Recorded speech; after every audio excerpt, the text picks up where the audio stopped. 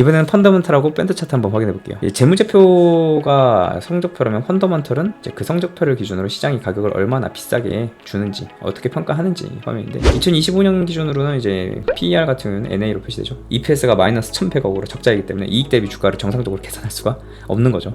반면 이제 PBR 자산 대비 주가 같은 경우는 5배, PCR은 31배, EV EBITDA 같은 경우는 37배인데, 시장이 이제 단순하게 장부 가치만 보지는 않고 이 자체는 이제 장부 가치가 뭐 좋다, 안정적이다 이렇게 보시면 안 되고, 단순하게 장부 가치보다 이 회사가 가지고 있는 미래 성장 가치를 더 크게 반영하고 있다라는 거고. 자, 밴드 차트 같은 경우에도 퍼밴드는 이제 이익이 안정적일 때는 더 의미가 있고, PBR 밴드 같은 경우는 자본이 실제 수익으로 연결될 때 더 의미가 있는 거고요. 그래서 이제 초보자들이 가장 많이 하는 실수가 예전보다 많이 빠졌다고 싸다고 생각하는 겁니다. 정말 기초적인 문제인 거죠. 하지만 주가가 빠졌다고 이게 자동적으로 싸진다라는 개념으로 연결을 하시면 안 됩니다. 이익이 같이 줄면서 퍼는 오히려 높아질 수도 있고, 자본이 이익을 못 만들어내면 PBR도 오히려 투자에서 부담으로 남게 됩니다. 그래서 펀더먼털 분석을 한마디로 결론을 내리자면, 에코프로는 성장 기대는 살아있다. 하지만 현재 재무제표상 숫자로 봤을 때는 그 기대를 증명을 할 수 있는가? 그거는 아직은 확정을 지을 수 없는 거예요. 자, 그러면 이제 전체적인 업황을 좀 살펴보면 2차 전지는 나쁘기만 한 산업은 분명히 아니죠. 근데 그렇다고 무조건 뭐 긍정적이냐? 또 그건 아니에요. 에코프로비엠이 이제 2분기 매출이 5,700억이었고 영업이익이 180억 원을 기록을 했었는데, 회사는 이제 하반기 개선 요인으로 뭐 헝가리 공장 양산이 확대가 되고 AI 데이터 센터, 뭐 BEV 수요 확대 이런 거를 제시를 했는데,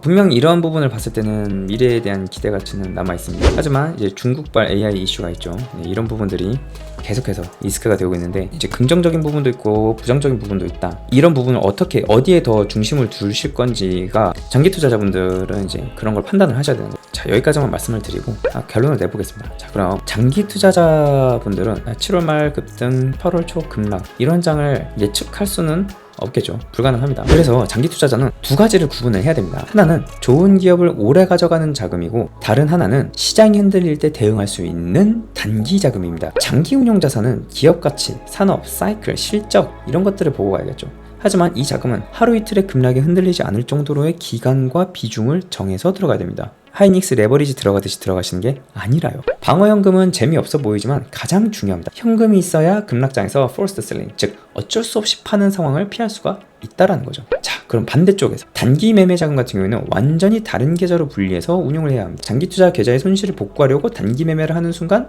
매매는 대응이 아니라 기만이 되게 되는 겁니다. 그래서 올림프 트레이드에는 주식처럼 종목을 보유하고 밤새 리스크를 끌고 가는 구조가 아니라는 거죠. 내가 정한 만기 내에서 가격 방향을 판단하는 단기 거래인 겁니다. 이 구조의 장점은 시간과 자금을 분리할 수 있다는 거죠. 장기 투자 자금은 아예 논외로 관리를 하고, 단기 자금 같은 경우는 정확하게 차트 안에서의 완성된 캔들, 흐름, 변동성 등을 기준으로 따로 훈련을 해서 수익을 쌓아나갈 수 있다는 거죠. 하지만 이 말이 이제 FTT가 쉽다는 뜻은 아닙니다. 다만 제가 강조하는 건 장기 자산, 현금, 단기 FTT 자금을 각각 분리해서 운용을 해야 우리가 꾸준하게 장기 투자도 해나갈 수 있다는 거죠. 그래서 공부는 당연히 해야 되는 겁니다. 재무제표도 봐야 되고 업황도 봐야 됩니다. 하지만 장기 투자자가 실제 매매에서 통제할 수 있는 시간, 자금, 손실한도 내에서 운용을 해야 된다는 거고요. 지금 제가 말씀드린 에코프로 같은 종목, 좋은 산업과 큰 변동성이 동시에 존재하고 있습니다. 이럴 때 필요한 건 미래 성장에 대한 알 수 없는 가치에 대한 확신이 아니라 구조입니다. 장기 투자는 시장을 설명하는 계좌입니다. 반대로 FTT는 분리된 단기 자금으로 시장의 흐름을 훈련하는 계좌입니다. 이 둘을 분리해서 모두 성장시켜 나갈 수 있을 때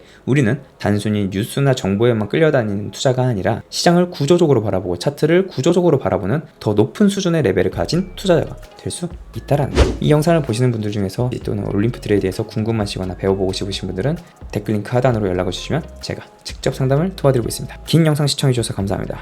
구독과 좋아요 부탁드리겠습니다. 감사합니다.